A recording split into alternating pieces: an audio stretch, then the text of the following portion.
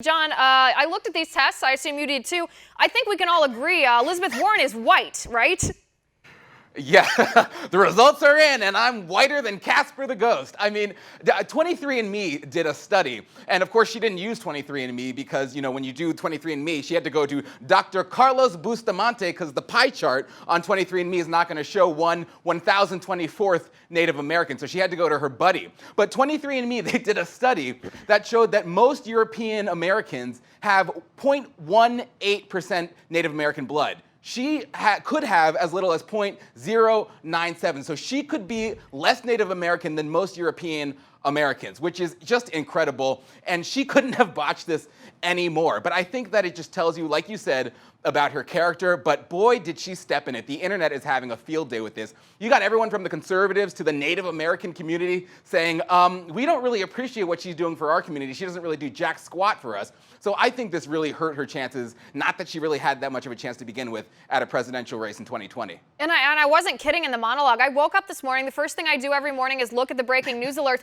I literally thought this was a story from The Onion when someone said, at the time they were saying 1/512th. The Boston Globe revised that and said, actually, it's even less than that. It's 1/1024th. I thought someone made that up for a joke. This is real, and she was actually using this to think that it would exonerate her from her lying. The real problem here isn't that she has a Native American ancestor. We all have ancestors from all over the world. It's great. That's what makes this country what it is, that we are the melting pot. People's ancestors come from different countries to this country and make their lives here. The problem is that Elizabeth Warren tried to exploit the idea of being a minority in order to reap the benefits, in order to get along in her own career. She's the one that used this idea, this liberal idea of identity politics, and said, hey, I'm a minority, I'm oppressed, I should get special favors.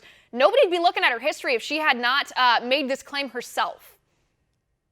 No, and she should be ashamed of herself for doing that. I mean, these universities, we can talk about the affirmative action, ideologies that these universities have, but she exploited those and used those and said, and as you said, identified as Native American in order to get a position at Harvard Law School. And I mean, it's just, it's an offense to the people who actually are Native American and who maybe have had actual setbacks in their life that allow them to have those benefits. But she is just using it for herself to get ahead. And I think it shows you the kind of character she has. And I think it tells you about what she's willing to do to get ahead. And it shows you she's willing to do this to get herself into a presidential bid. And so I think that it should not just offend conservatives, but it should offend liberals who, put these policies in place to help people that they think actually have minority status. And is she going to use that to get ahead in the presidential race? I think we have our answer to that. Well, yeah.